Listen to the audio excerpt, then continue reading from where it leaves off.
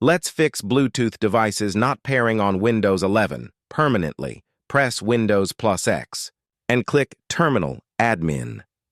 If you see PowerShell Admin, a blue or black terminal window will open. Now, type the following command line one by one and press Enter after each.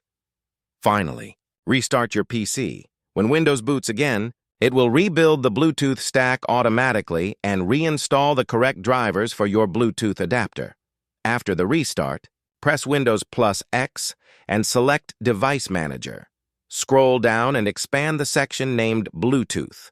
Right-click on your main adapter and select Properties. In the new window, switch to the Power Management tab.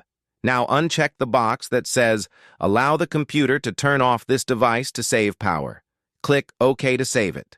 Now, still inside Device Manager, right-click the same Bluetooth adapter again and choose Uninstall Device. Then hit Uninstall. Once uninstalled, restart your PC and that's it. If this video helped you, don't forget to like and subscribe for more advanced Windows fixes that actually work.